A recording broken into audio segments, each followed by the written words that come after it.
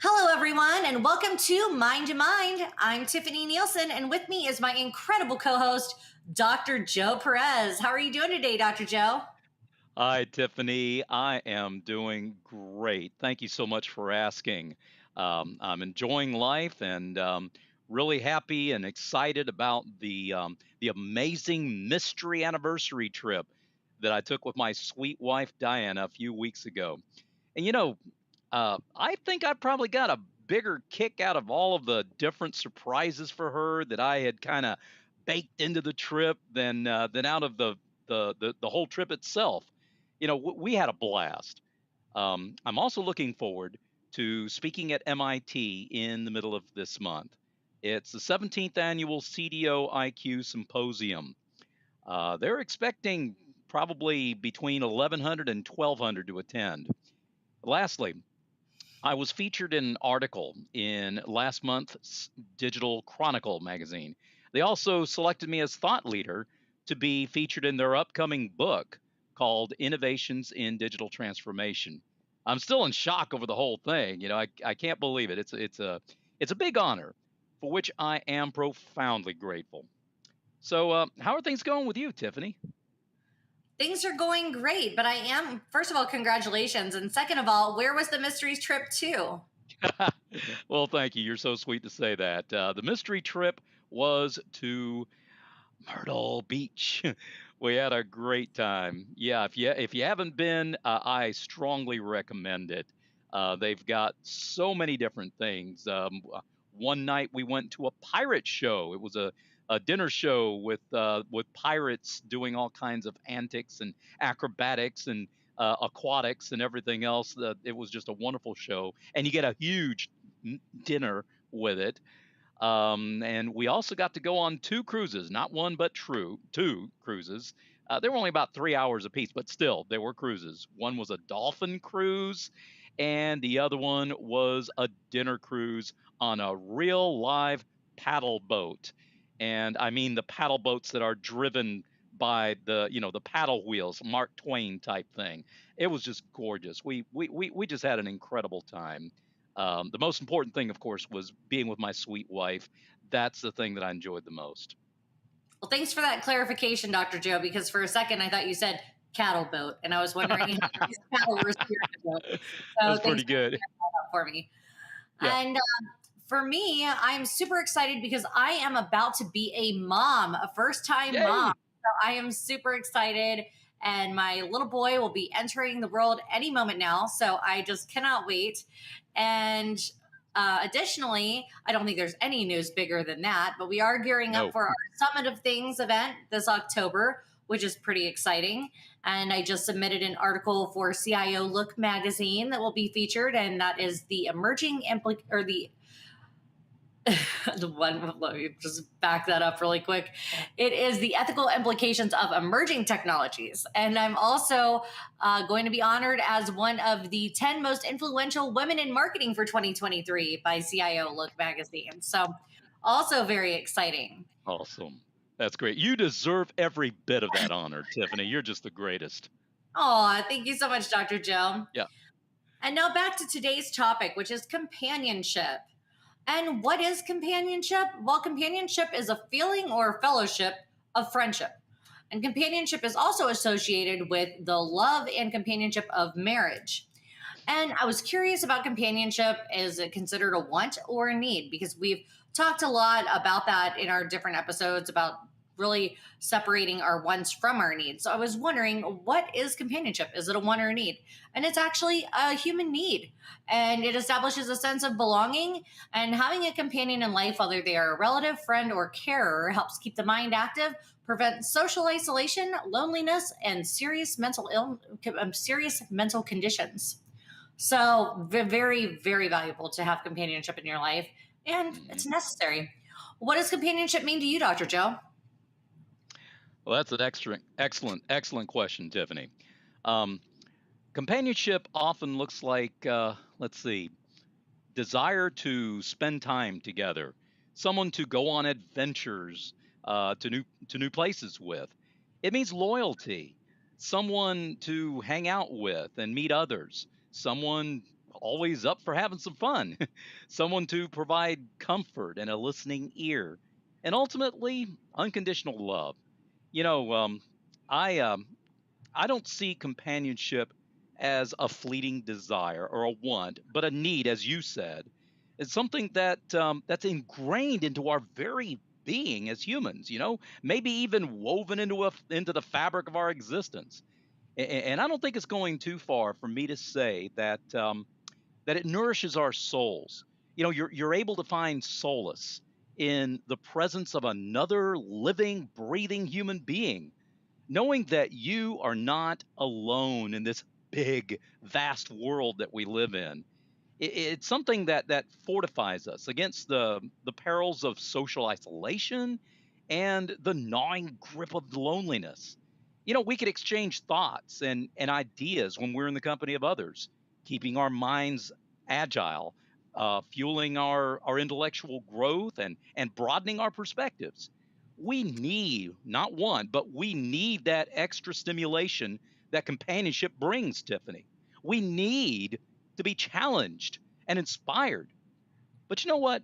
It's not it's not just for what we can get out of a companionship.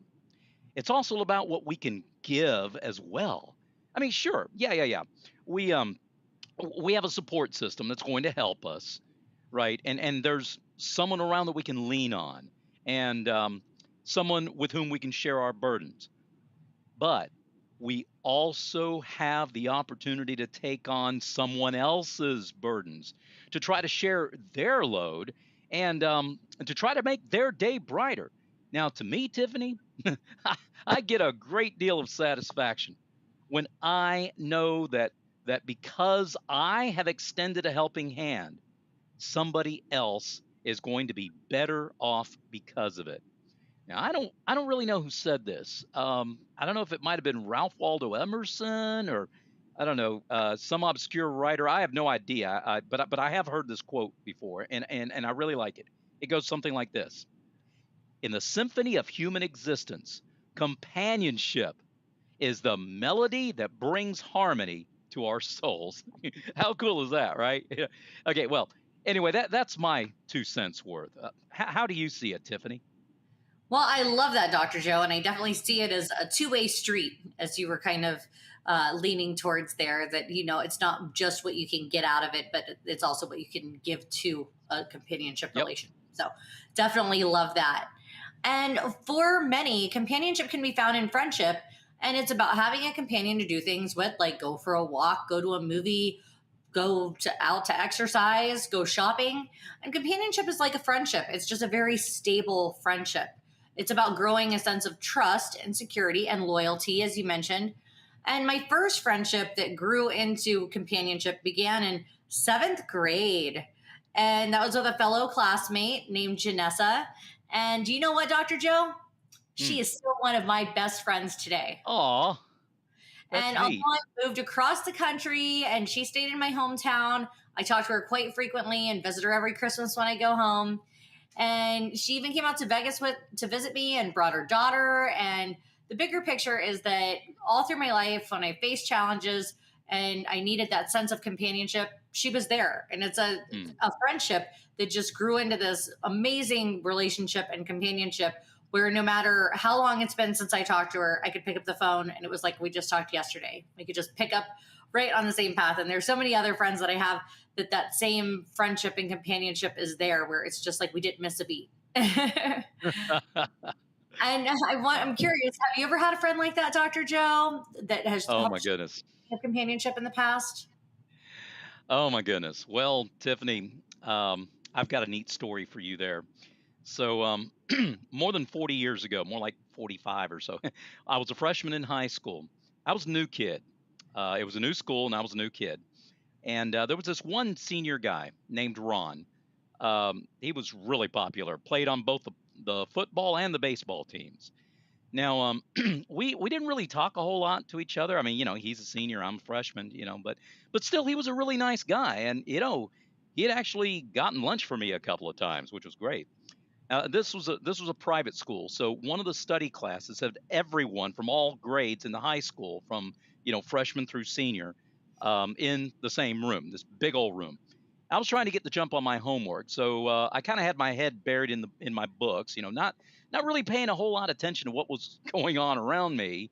So anyway, Ron sneaked up to me, sneaked up behind me where I was studying, and kicked the back of my chair, scared the living daylights out of me. I mean, I had no idea why he did it, but okay, I thought, okay, well, he's just joking around because he's already a nice guy. I didn't think anything of it. I went back to my study. Well, a few minutes later, he came back and did the same thing again. He still scared me. I jumped a mile, it scared me to death. One of my books went flying, and kids around me started giggling a little bit, and it was pretty funny. Yeah, Ron was nearly twice my size, okay, but he really was a nice guy. So I kept my cool. Went back to my studying once again. Well, when he came back a few minutes later and tried this on me the third time, I lost it. I came flying out of my chair. Adrenaline was really flowing. Yeah, I couldn't believe I did this, as big as he was.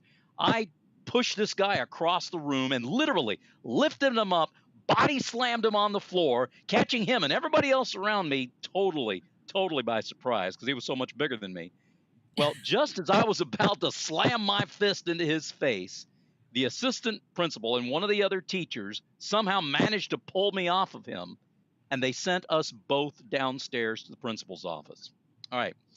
As we were going down the stairs, I'd already started calming down a bit because, well, to be honest with you, again, Ron had been nice to me all along that whole year up to that point, and even now, he started whispering a very contrite, genuine, heartfelt apology to me. Um, so when the principal questioned us, uh, honestly, I kind of felt bad about losing my temper so quickly. I mean, I don't know, maybe overreacting a bit. I mean, yeah, to be honest, yes, he did mess with me 3 different times, but still, I lost my cool. And I was explaining to the principal what happened and how I should have kept my cool and that kind of thing. Trying to be nice about it. You got to remember something, Tiffany. This was back in the day when corporal punishment was still being administered, at least in some schools.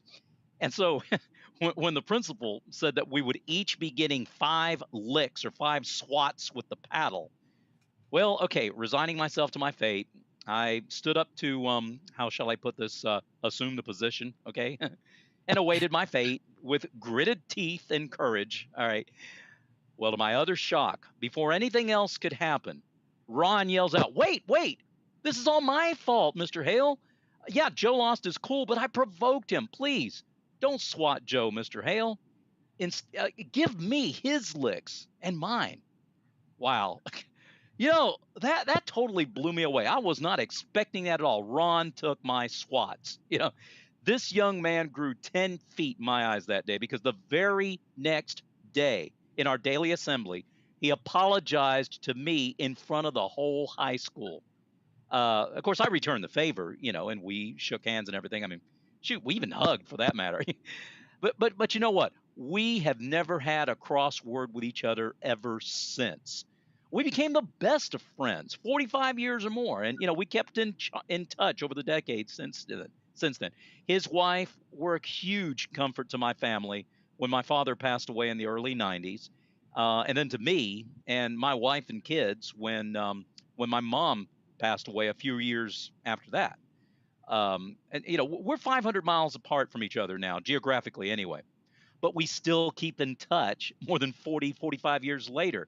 Whenever I've spoken at conferences that happen to be in Central Florida where he lives, he makes sure he clears his calendar so that he can either take me out to lunch or dinner or something, get together in some way, or get me to the airport, or anything and everything, whatever situation, whatever I need, anytime. I love his whole family and he loves mine.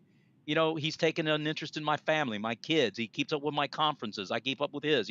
We talk. He's like a brother to me, and technically we are kind of like brothers in the faith. But anyway, in all these years, Tiffany, I have never forgotten this act of kindness to me when I was just a kid. Well, I don't mean the kicking the chair part. I mean taking my licks, taking my swats. That part of the story. His mentorship to me as a believer in Christ over all these years has been invaluable. His consistent example to me as a man of faith, as a family life, as a family man who loves his family, loves his Savior, loves his fellow man. Great example of companionship, patriotism, heroism. Even though we hardly ever see each other in person, we've never forgotten each other, and still we're the best of friends after all these years. Oh, and by the way, Tiffani, nobody ever kicked my chair again after that. so, so what's your take, Tiffani? Well, first of all, my how things can change in 40 to 50, 40 to 45 years, because to Yeah, even think that would happen in schools now is just nope, not it even wouldn't happen a today. question. But That's it's kind right. of sounds like just as he kind of saved you and brought you closer to God, that it also happened to him. So very Yep. beautiful story there, Dr. Joe. Thank you. And of course, for many, companionship is found through a bond with a significant other. And in doing my research and preparation, as I always do, I stumbled upon a new term, companionate love. And this Ooh. refers to a variety of love that's durable and fairly slow to develop and characterized by interdependence and feelings of affection, intimacy, and commitment. And companion love is also known as affectionate love, friendship based love, or attachment, because it requires time to develop fully. And this kind of love is often seen between very close friends or romantic partners who have been together for a long time. And I feel that that's what I found as my significant other, is someone that I've been good friends with for 8 years, and we've only been together for the past Oh, 3 years. And so excited to embark on this new journey in our life and having a baby together. And it's just beautiful and amazing. And it's oh, something that I feel is lasting. It's not fleeting love or spontaneous love. It's got more depth than that. So I really like this term, the companionate love. And the difference between traditional marriage and companionate marriage, another term, companionate marriage, is that the mm, latter is based on the spouses having mutual interests and equitable roles. The primary focus is companionship rather than children or security. So it's that, the goal is to have this companion in your life. And I'm sure you have some wise words to share with us, Dr. Joe, about this and the relationship that you have with your wife. So, what are your thoughts on companionship found through a significant other, and this term of yeah. companionate love? Oh my goodness, definitely, Tiffany. You know, you've probably heard me say this several times in the shows that we've done together and stuff. Besides the salvation of my very soul, my Diana, my wife, is indeed the best gift God ever gave me. She's my best friend. She's my lifelong companion, my soulmate. Well, pretty much my everything. I just love that term that you used, Tiffany, companionate love, companionate marriage. That has a ring to it. Yeah, a ring to it, right? No, yeah, right. I suppose that word could describe pretty much the love between my wife and me. We've been married now for, well, our anniversary. We just celebrated our 39th wedding anniversary last month. You know, I place more value on my Diana, my companion, more than anything else or anyone else on this whole earth. She is literally my life. And if you think about it, there's a reason why life rhymes with wife. It's true in my case. The one whom I've married, that somehow God saw fit to bless me with her. And with our mutual faith in God as the bedrock and foundation of our marriage, well, we find that to be part of the glue that sticks us together. See, we made a lifelong commitment to each other when we spoke our vows those 39 years ago when we were just kids. You know, we both intend to keep that commitment till death do us part, as they say, or for as long as ye both shall live, whichever way you want to put it. Nothing's ever going to split us apart. We take those vows seriously.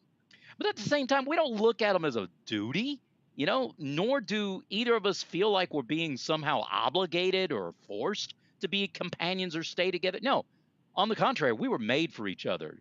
We complete each other. We kind of, I don't know, we mesh because we're one flesh, as is taught by the Bible and other holy books. See, God commands me to love my wife as Christ loved the church. But let me tell you something, Tiffany. That's a command that I have absolutely no problems at all in obeying. 'Cause one, she's easy to love, and two, I'd love her even if God didn't tell me to. So, to quote from a line from a song that I wrote for her for our silver wedding anniversary, I say to her, "You're the one human treasure I love beyond measure," and she really is a treasure. I'm not going to sit here and lie to you and say that we don't ever have any conflict. We do. We don't ever have any arguments. We don't ever get exasperated with each other.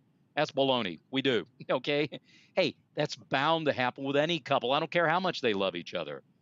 We live in an imperfect world full of imperfect human beings, all of whom have their own, let's see, their flaws and quirks, weird weaknesses, weirdnesses.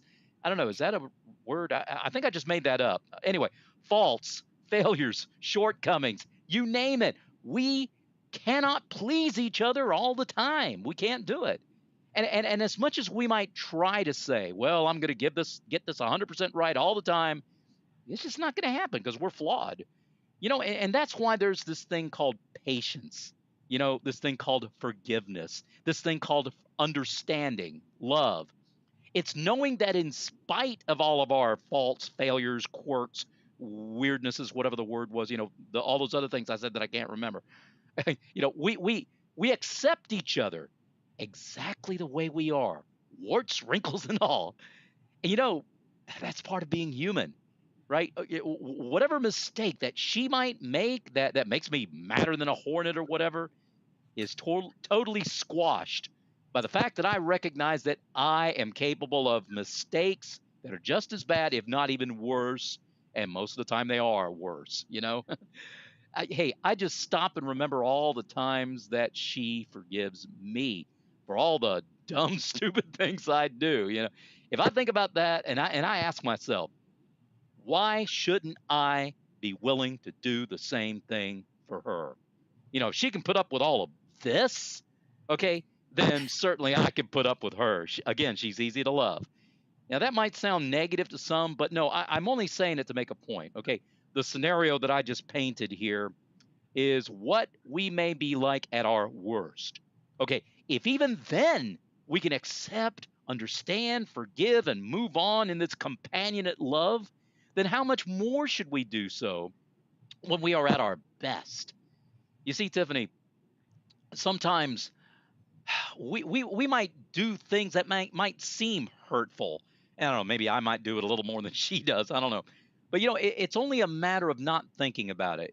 We just shrug it off and say, hey, you know what? I know him. I know her. She didn't really mean it the way it sounded, or he didn't really mean to do that. Surely he had a good reason, or she had a good reason. And why do we say that? Well, because deep down, we remind ourselves my lifelong companion, my soulmate, my spouse, my companion, my life loves me more than life itself and would never, ever do anything to intentionally harm me. I believe in her. I trust her implicitly. She might say, I trust him implicitly, right? You see, that's all part of, well, how the Bible describes love in 1 Corinthians 13, one verse of which says, love thinks no evil. Whether people believe the Bible or not, I believe that in all my heart, right? I always try to see the best in her. She does the same for me. We always try to bring out the best in each other. True companionship in marriage is not the absence of problems, but rather it's the ability to peacefully, lovingly, and respectfully work through these problems, taking the other person's point of view into consideration, giving the other person the benefit of the doubt, bringing the other person's need and remembering the other person's need before our own. And that's how we can enjoy our time together. For you see, friendship and companionship right here is at the core in all this great love that we have for each other. And somehow, by the grace of God, we bless and enrich each other in our fulfilling partnership, our companionship throughout this journey of life that we're taking together. So that's how I see it. What Thanks, about Dr. you, Tiffany? Joe. That's beautiful. And although for some, trusting others and developing a relationship or companionship can be a difficult thing, you seem to make it sound so easy. But for Well, some people, it's not easy, but it's worth it. It's worth it. but some people do struggle. I mean, personally, I grew up with my dad, and he had this one piece of advice that he would just enforce in my head constantly. And it was trust no one. Trust no one, Tiffani. Tiffani, trust Yeah. no one. I mean, all through my life, every phone call. And did you want to say anything to Tiffany, Dad or Mike? That's what my mom would say. It's trust no one. Always remember, trust no one. And if I would have really taken that to heart, it would have been even more difficult for me to have any valuable and meaningful relationship in my life. But thank goodness that I didn't listen completely to that advice. Although I know he meant well, and it had some kind of deeper meaning that I should don't trust strangers and things like that. But Right. you have to let your guard down at some point. And how lonely would life be if you never trusted anyone? And so Amen. still keeping this advice in the back of my mind after moving to Las Vegas, I have to say my guard was still up, and I wasn't quite ready to open up and go trusting everyone. It's a new place. I don't have any family out here, but I knew that I needed companionship. So I got a pet, and the pet was exactly what I needed. I adopted from a local animal foundation, and she gave me the sense Oh, of companionship that I never even knew a pet could provide. And it was just the bond that we shared. It was support and stability and safety. It gave me confidence, and she was there to keep me company and comfort me during times of sorrow and make me laugh. And eventually she even showed me unconditional love. And I feel like that was the first time I really, besides like my parents and my grandma, like the first time I really understood unconditional love was with that cat. oh, So for anyone that struggles with building relationships, I highly recommend starting with a pet for companionship. And maybe not every pet is going to give you the same sense of companionship. I am fortunate enough. I mean, I had dogs growing up, and there was companionship there, but it was different. But when I was here and I was by myself and I had my cat, it was truly this meaningful sense of companionship. And then my cat died, and I was destroyed, and I was like, oh my gosh, I'm going to lose it. And so you have to get back on the bike, and so I know it might have seemed pretty quick that I got another cat, but I Legend is her name, and so she also gives me that same sense of companionship. So it's hit or miss with pets. Not every pet's gonna be able to give you that sense of companionship. I was lucky enough to get two in a row, so I definitely suggest anybody struggling with making that human connection to try out a pet. But have you ever had a pet, Dr. Joe? And how do you feel about the companionship that can be found with a pet? Or do you know someone that has a pet? yeah. Tell us more. Yeah. Well, my family had a German Shepherd dog named Snipper when I was very little. I don't know, maybe 4 or 5 years old. But poor thing got hit by a car and didn't live for very long after that. And that was such a traumatic experience in my early childhood that well, we couldn't really bring ourselves to have another dog, and it remained that way for a number of years. But we finally did get a second dog, and it was a German Shepherd too. I named him Shepherd. Excuse me, Chester. I had a weird thing about pet names, but anyway, Chester. Oh man, he was a great dog. We'd go running together. We'd play catch. Well, catch. No, maybe not really exactly catch. I mean, he didn't have any hands. He had paws, but not hands.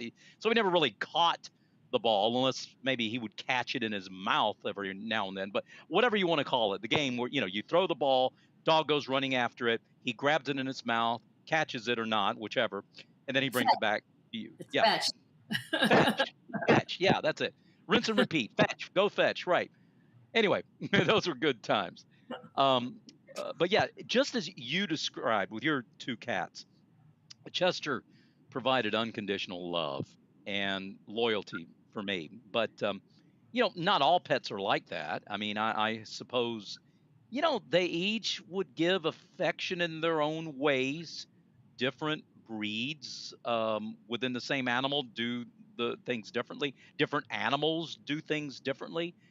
Just because a cat doesn't pant with his tongue hanging out, and a dopey yet adorable look on his face, that doesn't mean it doesn't give affection.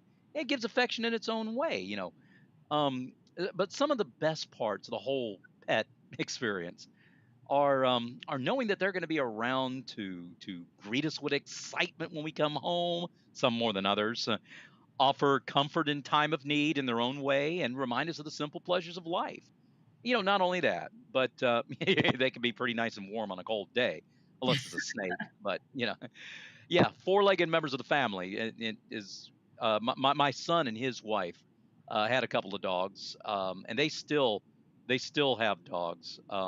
They're lovable dogs, goofy as all get out, but very affectionate. My wife and I call them our grandpups. Okay, furry fosters or something like that. But one day, my older son was waxing eloquent. I love what he said. He said, "They are forever etching their paw prints on our souls." I just loved it when he said that. I don't know where he came up with that, but anyway, you have whatever. What further thoughts do you have on that?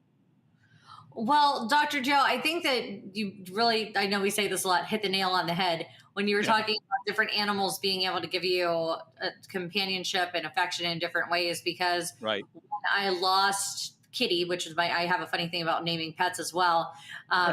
She had the traditional tail, and she had this adorable thing she would do where she would take her tail and just interlace it within my arm, and she would just sleep with it Aw, wrapped around, and it was so adorable. But I didn't want to get the same cat because I didn't want to just try to replace her. And so I decided to right. get a Highlander bobcat. And so she's got a short tail and she could actually play catch because she's polydactyl and has opposable thumbs. But um, with her, she didn't have the same tail. And I thought, how is she going to be able to give me the companionship and love that I had with my previous cat if she doesn't even have a full tail? And my boyfriend said, no, maybe she'll just show you love in a different way. And she was pretty Hmm. adorable. So I decided to give it a try. And I'll tell you what, that short little tail has really grown on me. She Aw, definitely in companionship. So, that's cute. but That's family cute. relationships are another form of companionship. And whether that's your mother, Mhm. father, brother, grandparent, seniors, especially, they're the most prone to lack companionship. And it can lead to extreme loneliness and isolation, especially during COVID. We saw that. And it's important to Yeah. keep that in mind if you have aging members of your family. And we all get old one day. So it's important to offer companionship to the elderly, especially if they're family. And I'm excited to experience the companionship of a child for the first time. So while this is Yeah. something new to me and it can definitely seem a little scary, I've attended a lot of classes, so I'm feeling a little more confident about it. I'm really looking forward to this. And I know that teaching and practicing companionship for my child will take patience and listening and providing Mhm. emotional and social support. And I plan to offer plenty of hugs and hold their hand and be there for them when they have questions or face difficulties. But I want to be a means of support and safety for them, and that enables them to have self Yeah. esteem and confidence in forming friendships and relationships and companionship with others besides just me. So, as a father, do you have advice that you could share about companionship, Dr. Joe? Oh man, and I've been a father for a very long time. uh, you know, Tiffany, how can I put this? There is nothing like looking into the eyes of another living, breathing human being and knowing that you're pretty much looking at your own face, even if they don't look that much like you. But when I do that, I'm looking at a life, okay? A life that my wife and I created from the unfathomable love that we have to each other. And the result of that everlasting sweet love is a unique, conscious, living individual who's going to live out his own life and take his own path and one day possibly they may follow in your own footsteps or not to one way or another to some degree or another. He might share a few characteristics or many of your own characteristics or perhaps none. He may one day decide to create a new life of his own and make you a grandparent. Okay, now that's a whole nother ball game for another time. But you use the word child. Okay, some would imply when you think child, you think a little kid. But you know what? Not necessarily. My boys are in their late 20s and early 30s, and each one I still consider to be my child, even though they're both bigger than me. Okay, and they are taller than me, and there's still companionship. It just evolves throughout the years in different stages. It'll still be father and son, right? It'll always be father and son, father and child. Okay, but the specifics change, the situation changes, the dynamic changes. In the early years, it's a bond of tender care and being constantly there, constantly present. You provide that same safe harbor of companionship where the child feels nurtured and loved unconditionally, as you so aptly put out. The parent guides, plays with the child, fostering a sense of trust and security, which a little child desperately needs. Well, for that matter, we all need that security, but especially a child desperately needs that security. So as the child grows, the companionship is going to evolve into, well, I don't know, more like a partnership. Still provide guidance, still provide wisdom and encouragement as they reach adolescence or teenage years or whatever. And as a father, I listened to my growing child. I listened, I celebrated their achievements, I strengthened their self-confidence. I tried to set the example and show him, both of them, the life the life lessons, the values that would be cemented into his own moral values. I started enlarging the boundaries, letting out a little bit more string, kind of like, oh, I don't know, like a kite that you coax into flight, higher and higher, you let out more string, right? Helping to get him ready to handle more and more independence as he continues growing. And then he goes on into adulthood, where both of them are now. He may or may not go off to college. He might eventually set out on his own, find his own significant other, as both of mine have, and start his own household, both with my blessing and with the blessing and grace of God. So now, okay, right now, this companionship takes on a whole new dimension, totally different, transitioning into more of a friendship built on mutual respect, still unconditional love. That hadn't changed, it never will, and a deep, deep understanding. Even at their age, my boys can still share their deepest hopes and dreams with me anytime they want. They can still ask me whatever they want to ask me. And no, it's not always going to be for money. Sometimes it might be, and that's okay, but almost never, thank God. But, whatever the case, these guys both know that they will always have my love, my support, my guidance, everything. That love and support is absolutely unwavering, absolutely unconditional. I will always have their back. And you know what? They will always have my back. So, you see, Tiffani, it doesn't matter what stage of life they're in. The essence of this companionship that we've been talking about, familial companionship, is a profound connection that transcends time, symbolizing an unbreakable bond and a lifelong source of love, guidance, and strength. And you know what, my dear friend? You, you are about to begin on that journey yourself when your little one comes into this world. Oh, I have absolutely no doubt whatsoever in my mind, Tiffani, that you are going to do an amazing life, an amazing job when your companionship with your very own child begins very shortly. Your thoughts? I love it, Dr. Joe. And I think it's all kind of funneled into a new term that I've just kind of come up with in my mind: unconditional companionship. Woo! Love it. Because Yes. it's the companionate love, it's a companionate marriage in some aspects, it's the family, but it all comes down to this unconditional companionship. And so that's what we need to keep in mind when we're programming the robots, because with the rise of Oh AI boy. and chat Yep. GPT technology, which is also aiming to provide companionship, we need to make sure that it's unconditional companionship, and that companionship is their first and only and always go-to setting, and not Hmm. Terminator mode. Okay. Right. So if you're watching this and you're programming AIs, let's keep this in mind, people. Because in recent years, we've seen an increase in nanny robots and robots Mhm. for assisting the elderly. But does it really have the same companionship that a real person does? I mean, companion technology is an emerging field that crosses a disciplinary research aiming at a paradigm shift in human technology interaction. It is intended to enable technical systems of any kind to appear as individual, competent, and empathetic assistants to their users. Not quite the same as a human, though. The targeted companion systems are cognitive technical systems that smartly adapt their services to both individual needs of users, their capabilities, preferences, and requirements, and their current situation, emotion, and disposition.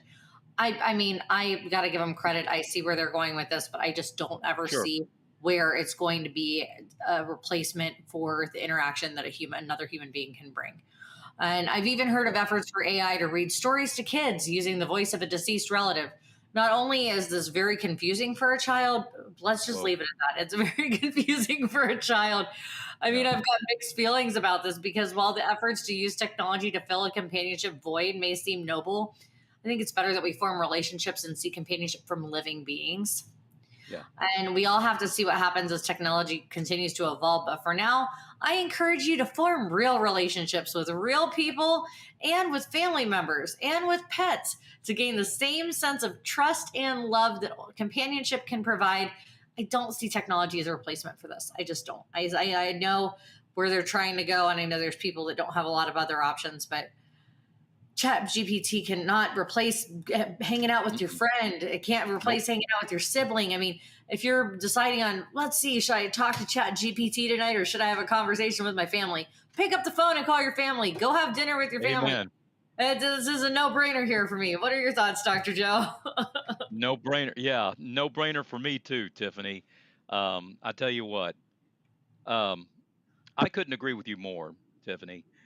Yeah, the um, the evolution of AI, this companion technology to which you referred, it does indeed raise some fascinating questions about the fascinating role of technology in trying to provide some sort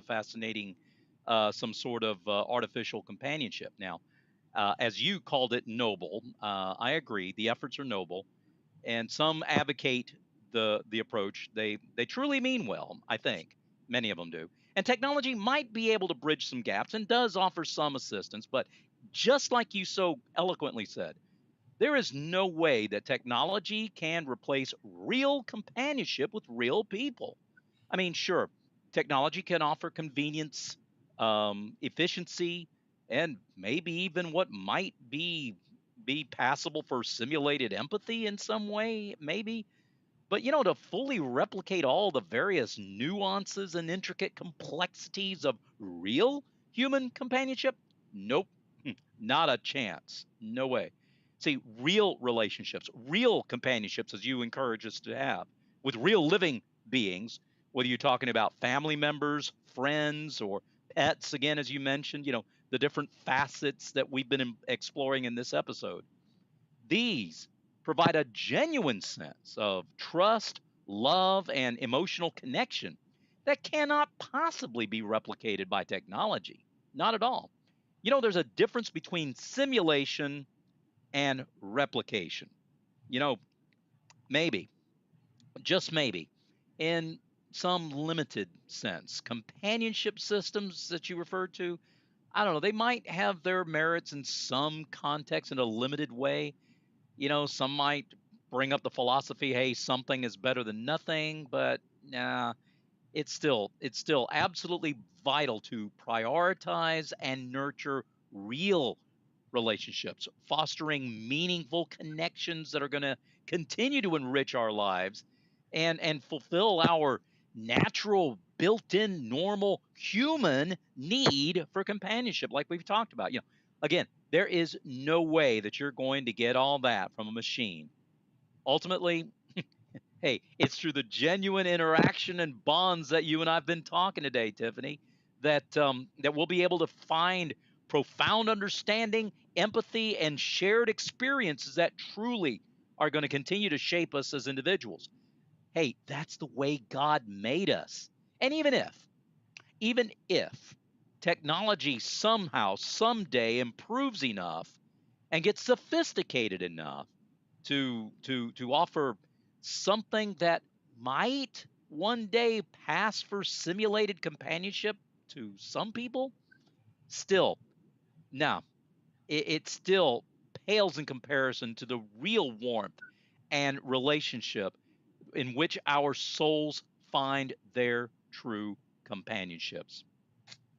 Back to you, Tiffany. And it comes down to the human touch also, Dr. Joe, because I mean, think about Yes. a hug. How many neurons and things that are going Right. on in the universe when you give someone a hug? Yeah. Sorry, but a robot's not going to be able to do the same thing. Shake someone's hand, Nope. look them in the eyes. It's just different. So, Exactly. with that, The I encourage spark. everyone to go That's out right. and The give spark someone is not there. a hug, a handshake, feel the human touch. It'll bring you back to that Yeah. sense of companionship, and if you don't have a companion that you feel that is in your life that is, really impactful, if you can't think of one person, then by God, go out and meet someone today and just keep meeting people Absolutely. until you meet someone that is up your alley. There are groups that you can go to, there's sporting events. There, find some people that are interested in what you're into and make some real connections with real people in the flesh. By God, give those people a hug today. Absolutely. I couldn't agree with you more. There's nothing, there's no spark there when it's just a machine. And as you said it to me, I'll say it to you. You hit the nail on the head once again. Thank you, Dr. Joe. And thank you all for watching. And we hope that you have a blessed day. And we'll be taking a month off as I embark on my journey to motherhood. So Woohoo! for joining us, and we wish you the best. We'll be back in a month.